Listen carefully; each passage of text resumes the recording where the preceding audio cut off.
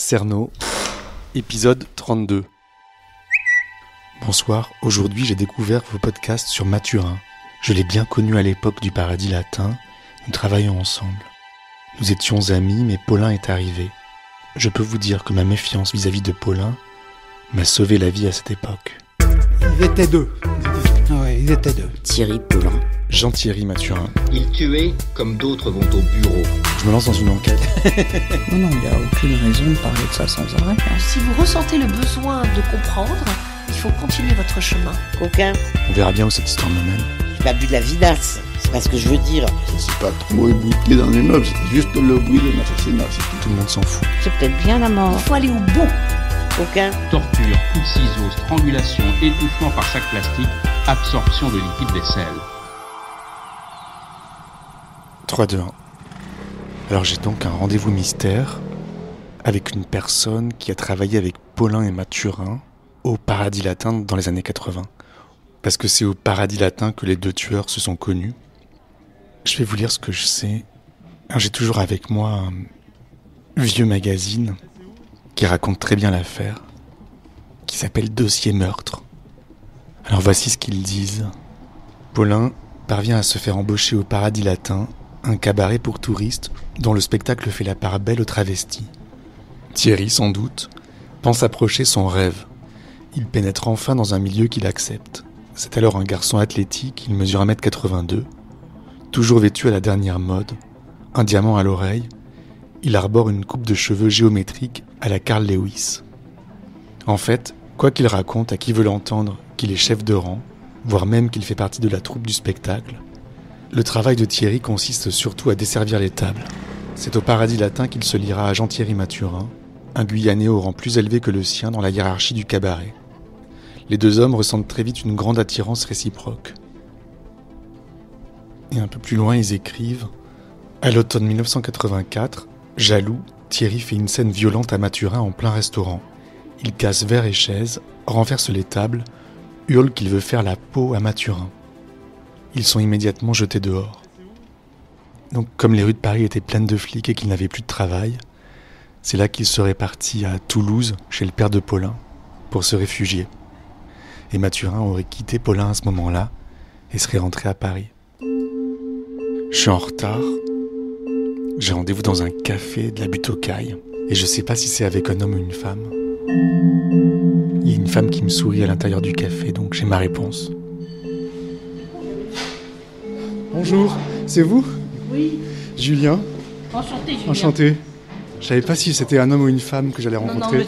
Ah oui, parce que mon nom sur Twitter, ouais, c'est fait exprès, mon nom sur Twitter. Hein. Ouais, c'est on qu'on sait. puisse pas repérer qui je suis, ce que je suis, si je suis un homme ou une femme. Donc, D'accord.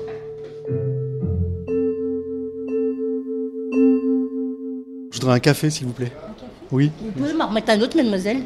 Merci beaucoup. Ça va ? Oui, et vous ? Oui, ça va. Alors, vous habitez donc l'ancien appartement de Mathurin, c'est ça ? Dans son immeuble, en tout cas. Dans le 14e. c'est Dans le ça 10e. Ah, c'était dans le 10e ? Ouais. C'est l'appartement de Mathurin ou de Paulin ? De Mathurin. Parce que Mathurin, je sais que quand il est revenu de Toulouse, il a habité chez un copain qui travaillait aussi au Paradis Latin, qui s'appelait Joséphine. D'accord. Enfin, qui s'appelait Thierry, mais qu'on appelait Joséphine. Et c'était dans le 14e. À son retour de Toulouse, Oui, à son retour de Toulouse. quand il s'est séparé de Paulin. Oui, mais alors attention, il y a un truc qui m'a interpellé dans toutes les émissions qu'ils ont fait sur eux, c'est qu'il y a des erreurs, mais dingues, quoi. D'accord. Par exemple, quand ils parlent du Paradis Latin, ils disent que c'est un paradis travesti. Non, c'est pas vrai. Le Paradis Latin, c'est comme le Lido, c'est comme l'Alcazar, c'est comme le Moulin Rouge. C'était quoi le Paradis Latin, alors, Ça, justement ? c'est un musical, cabaret, comme n'importe quel cabaret. Ouais. Et il y avait juste Joséphine, donc le serveur vedette, qui était travesti. D'accord. Donc ça induit les gens en erreur, et moi, ça, j'aime pas ça. Bah, c'est bien de le dire, alors. Voilà, et puis les titres qu'ils mettaient à l'époque, ils faisaient leur coup entre deux numéros, ça aussi, n'importe quoi. Ils étaient simples serveurs, les mecs, voilà quoi. Donc vous, à l'époque, vous travailliez là-bas. Caissière. Caissière. Voilà, j'étais caissière. D'accord. Voilà, et donc, Mme Mathurin, quand je l'ai connue, je ne travaillais pas encore au Paradis Latin. J'avais été invitée par le patron du Paradis Latin avant de commencer à y travailler, justement pour voir un peu le spectacle, de voir dans quel endroit j'allais travailler. Et c'est lui qui m'a servi. La première fois avec ma mère, c'est lui qui m'a servi. Merci. Alors vous étiez toute jeune. Oui, j'avais 23, 24 ans à l'époque. C'était quoi votre prénom? Claudine. Claudine. Et qu'est-ce qui vous a amené là-bas, au Paradis Latin? C'était une déception amoureuse. C'est-à-dire? Je vivais avec un garçon. Ouais. Et on était restés 4 ans ensemble. Et puis un jour, on s'est séparés. Et le soir, je me sentais seule. Alors j'avais juste envie de trouver un travail le soir pour m'occuper la tête et pour pas penser à lui. Le Paradis Latin, c'était pas loin de chez moi. C'est un endroit que j'ai rêvé d'aller parce que je me souviens que quand j'étais un peu plus jeune, j'avais vu une affiche de la revue Paradisiaque, magnifique. Et je disais, un jour j'amènerai ma mère là-bas. Je suis allée. Et donc je rencontre le PDG. Il me fait OK, il n'y a pas de souci, vous commencez à telle date. C'était un vœu qui s'est exaucé en fin de compte. Donc c'était génial. C'était comment? C'était féerique. C'était plein de couleurs, il y avait du trapèze, il y avait des magiciens, il y avait de la vie, quoi. C'était magique. Je me revois encore là-bas, le premier jour, j'étais émerveillée, ma mère aussi. Et on était servis par Mathurin qui était adorable. C'était magnifique.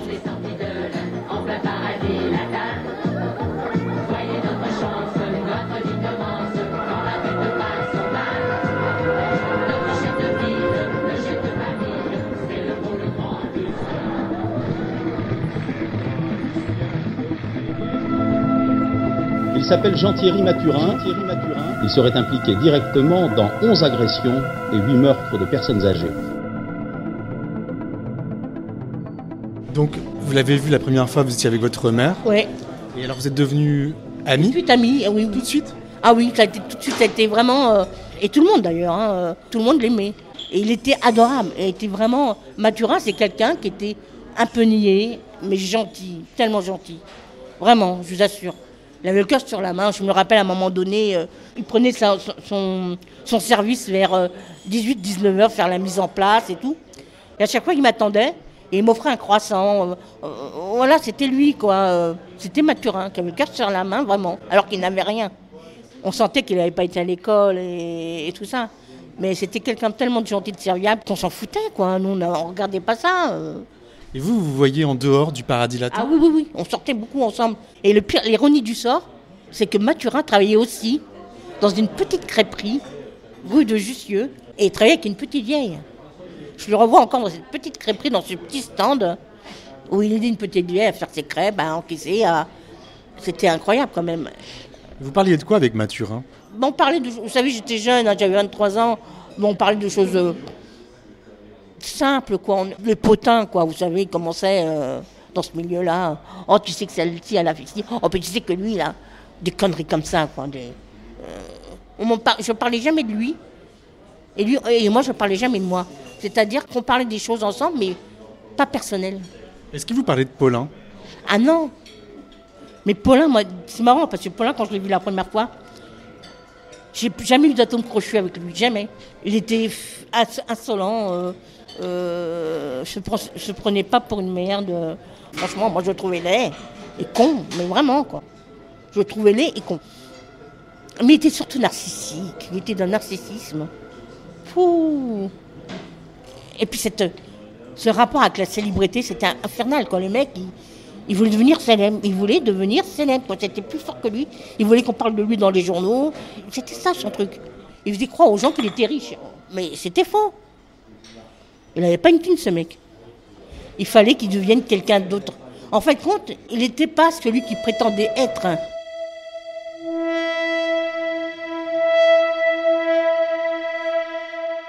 Moi, je les imagine aujourd'hui à notre époque. Ces deux-là, à notre époque, ils auraient fait de la télé-réalité. Ah bah oui, c'est tout à fait le genre. Et moi, je les aime pas, les candidats de télé-réalité, à cause de ça. C'est parce qu'ils veulent l'argent facile. Ils vont dans la facilité. Vous voyez, et tous ces influenceurs là, mais c'est quoi ça? Déjà le terme influenceur, mais c'est horrible ce terme. Comme si quelqu'un pouvait m'influencer, me dire, toi tu vas acheter ça, et toi tu vas acheter ça. Ben non. Bah vous non, mais les autres oui peut-être. Moi, personne ne me dit qui aimait, qui mangeait, mais jamais de la vie. Jamais de la vie. Mais moi, de toute façon, j'ai un esprit de contradiction. Je suis comme dit quelque chose, je fais tout le contraire. C'est comme ça.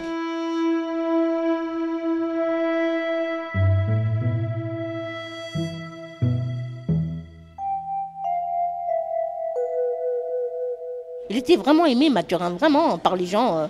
Quand il est parti à Toulouse, tout le monde était déçu de le voir partir. Parce que c'était un peu comme une mascotte, en fin de compte. Vous voyez? Et c'est Paulin qui nous l'a enlevé.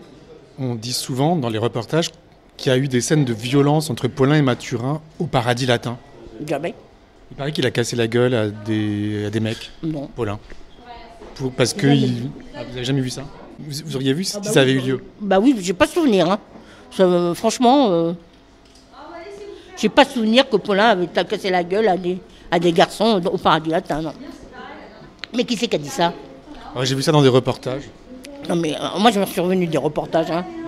Ils disent n'importe quoi, vous pensez? Ah oui, oh là là, il y en a qui disent vraiment n'importe quoi. Hein. Franchement, dans les reportages, ils disent que Paulin s'était fait virer et que Mathurin l'a suivi à Toulouse. Non. Et c'était un commun accord, ils sont partis tous les deux à Toulouse.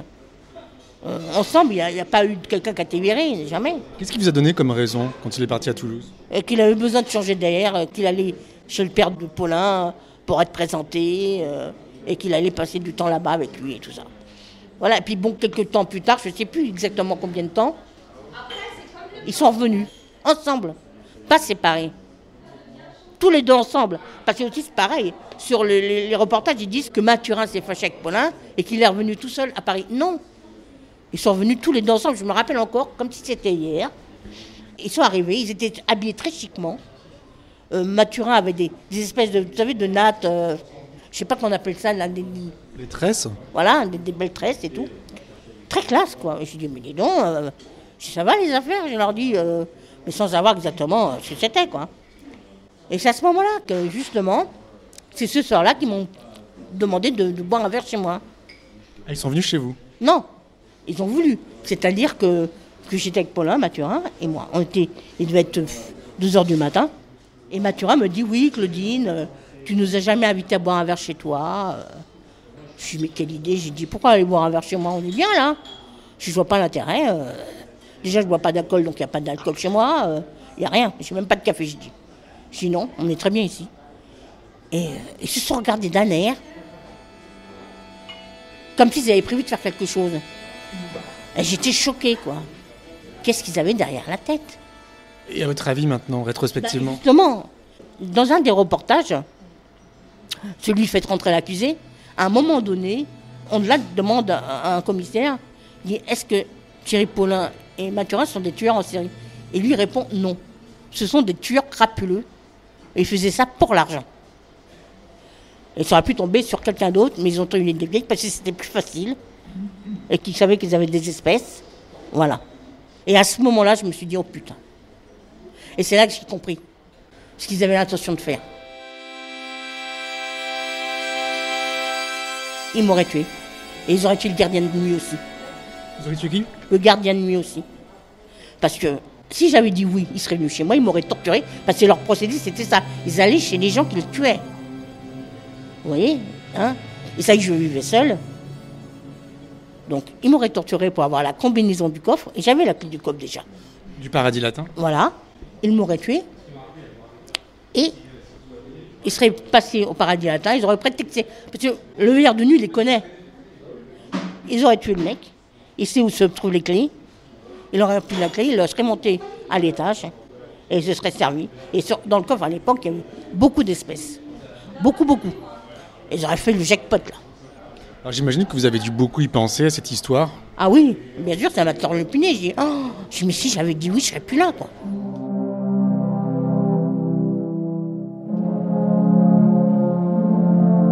Thierry Paulin, c'est peut-être le plus grand criminel de toute l'histoire judiciaire française.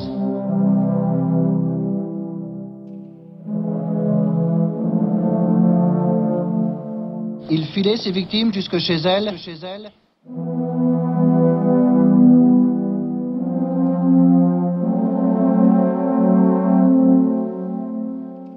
Et quand est-ce que Mathurin a quitté Paulin?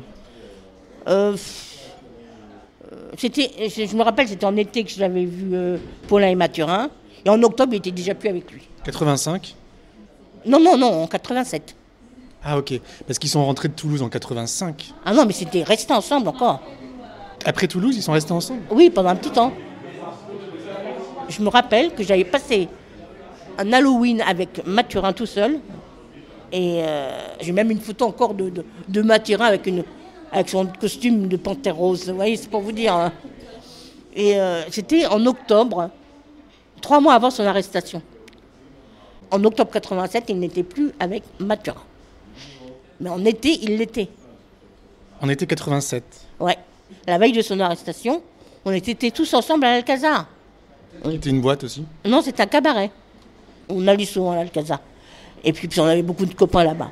Et donc le mardi soir, j'étais avec lui, tous, on était avec lui. À la fin du spectacle, ils sont partis tous chez Joséphine. Moi, j'y suis pas allée parce que je savais comment c'était. Hein. Ils allaient boire de l'alcool, ils allaient fumer des joints. Et puis moi, c'est pas du tout mon truc. Donc je suis rentrée chez moi directement.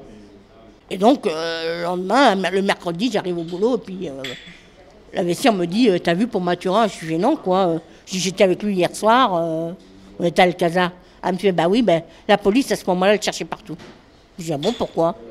Elle fait « C'est lui le tueur de vieille dame. » Oh, mais je suis restée comme... Je dis « Quoi ?» Je dis « C'est pas possible, ça peut pas être possible. Ça peut pas être lui. » Voilà, quoi, j'y croyais pas.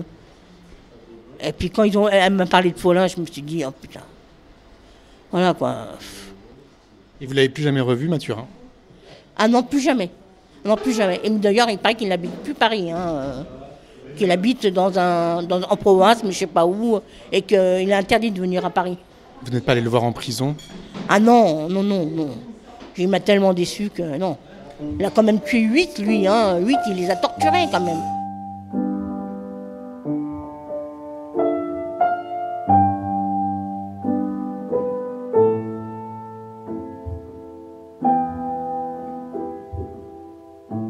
Comment vous expliquez ce qui s'est passé? Comment vous expliquez que Mathurin se soit retrouvé là dans cette histoire? Parce qu'il était faible d'esprit.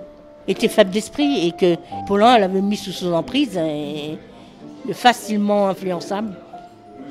C'était un pervers narcissique, hein, Paulin en fin de compte. Et il était tombé amoureux de lui et voilà, vous savez, c'est comme ces femmes qui restent avec des hommes qui les tabassent. Qu'est-ce que vous êtes devenue, Claudine, après cette affaire? Oh, moi, j'ai eu du mal. Hein. Alors, pendant 2 ans, après le Paradis Latin, ça a été un choc pour moi de quitter le Paradis Latin parce que c'était vraiment un endroit que j'aimais profondément. C'était ma maison, quoi. Et, donc, ça a changé de propriétaire. Et ce qui arriva. Hein. Vous savez, quand il y a un changement de propriétaire, et le nouveau patron, c'était le patron de l'Alcazar. Donc, il a voulu mettre sa troupe à lui. Donc on a pas mal à être licenciés. Voilà, et... Vous avez été licencié, vous? Ah oui, j'ai été licencié. Au début, je ne me suis pas vraiment rendu compte. J'avais de la peine parce que je quittais un endroit que j'aimais profondément. Et c'est bizarre parce que malgré que je sois licencié, que j'étais au chômage, je me rappelle, j'étais avec mes 2 copains et puis je me suis arrêtée pour donner de l'argent à un SDF, je me rappelle. Et puis il me regarde, il fait « Mais Claudine, oublie, il fait t'es au chômage maintenant, tu ne peux plus donner de l'argent comme ça aux gens dans la rue. » Vous êtes resté longtemps au chômage? Non, parce que j'ai pris tout de suite le taureau par les cornes et j'ai cherché une formation à faire. Parce que même si je connaissais mon métier de secrétaire, il me fallait un diplôme. Et j'en avais pas. Et donc, je suis retournée à l'école pendant 2 ans, en fin de compte. Et donc, une fois que vous avez été diplômée? Je me suis inscrite dans une société d'intérim. Et maintenant, qu'est-ce que vous faites? Maintenant, je suis au chômage depuis maintenant 2014, en fin de compte. Et je trouve pas, parce que voilà, quoi, vous savez qu'on est vieux, quand on est vieux. Et vous avez quel âge? Mais moi, j'ai 60 ans, en fin janvier, là. Vous savez, on est déjà vu à 35 ans dans les sociétés, hein, je peux vous le dire. À 35 ans, on est déjà considérés comme des vieux. Donc, voilà, quoi. Et je trouve pas, parce que... Et en plus, physiquement, je suis pas terrible, donc... C'est-à-dire? Parce que je suis obèse, quoi, donc les gens, il faut arrêter de se voiler la face, hein. Il n'y a pas de stigmatisation. Mais si, il y en a un. Je peux vous le dire. Hein. Oh là là. Il y en a même un qui m'a dit « Oh non, c'est pas possible. Vous ne passerez pas entre les bureaux. » Ouais, donc, Quand vous entendez ça, bon, c'est vrai que c'est un peu ma faute, mais j'ai grossi d'un seul coup aussi. J'ai grossi parce que quand je suis sortie du paradis latin, ça m'a tellement choquée. Parce que je me voyais y travailler tout le temps, tellement j'étais bien là-bas. Je ne serais jamais partie de moi-même, quoi. Et j'ai grossi d'un seul coup. D'un seul coup. J'ai pas compris. C'est une espèce de dépression? Oui, absolument. Donc ça a été tout un truc, quoi. Donc voilà. Et puis j'ai du mal à m'y rire parce que je suis toujours dépressive d'une certaine façon. Comment ça se fait? Parce que personne ne veut de moi et puis que je ne trouve pas de boulot, quoi. Je trouve pas de boulot, donc moi j'ai commencé à travailler, j'avais 17 ans et demi et j'avais toujours travaillé. Donc ça a été un choc aussi, c'est ça.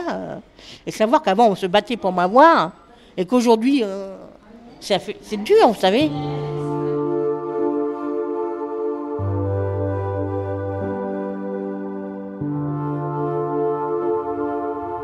Au paradis latin, après ça, j'étais tellement attachée à cet endroit que c'était ma maison, quoi. C'était chez moi. Les employés, c'était comme mes frères et sœurs. C'était ça.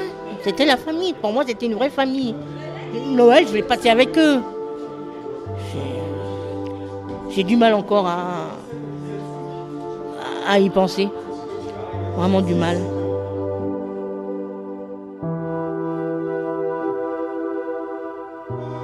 Qu'est-ce que vous faites de vos journées maintenant alors? Mes journées, je suis tout le temps sur Internet pratiquement. Je suis beaucoup sur Twitter, je suis un peu ce qui se passe, l'actualité. Je m'intéresse beaucoup à l'actualité.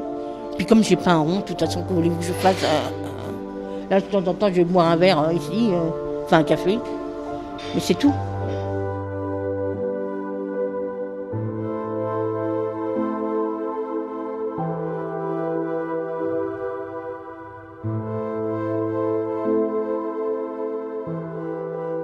Il y a 2 zones d'ombre, je trouve, du coup, qui apparaissent après vous avoir entendu.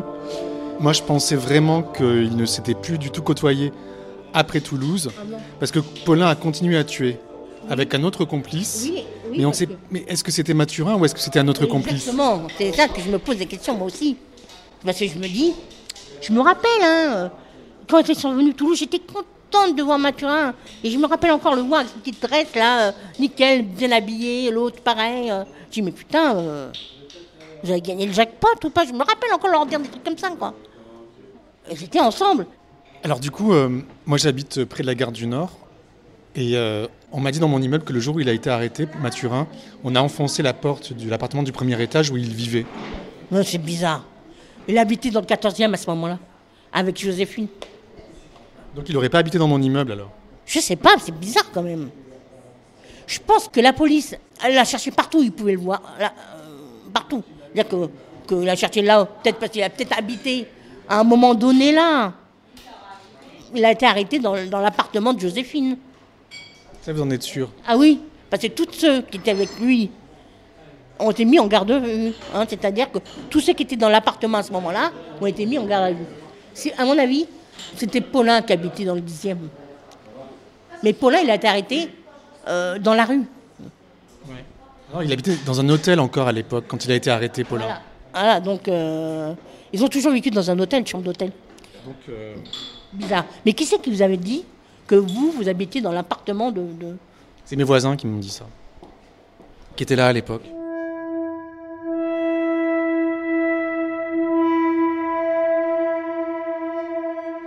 Quelle trace elle a laissé cette affaire Thierry Paulin en vous?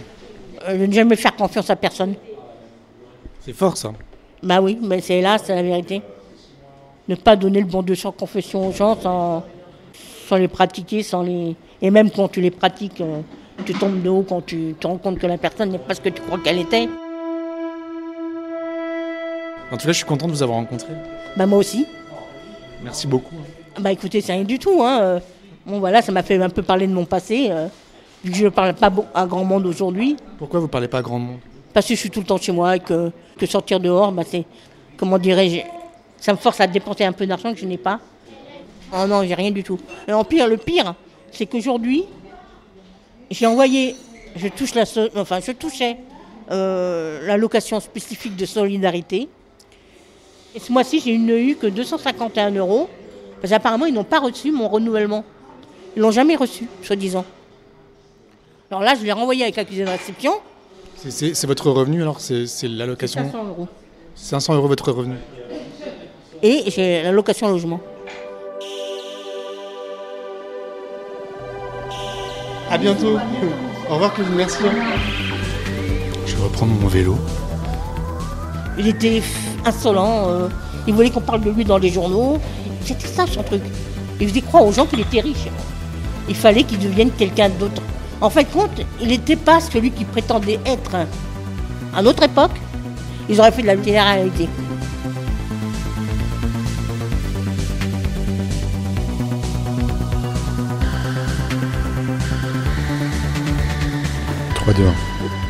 Je suis à l'aéroport Paris-Orly et je pars en Martinique sur les traces de Thierry Paulin qui est né là-bas en 1963. Il y a un grand soleil derrière les baies vitrées. J'ai un peu peur de ce que je vais trouver là-bas. J'embarque. Il filait ses victimes jusque chez elles. Monsieur, bonjour, votre commandement, vous souhaite la bienvenue à votre Boeing 737 d'Air France. Et puis il les tuait. Madame, monsieur, au nom du commandant de bord, monsieur Kilian, nous vous souhaitons la bienvenue.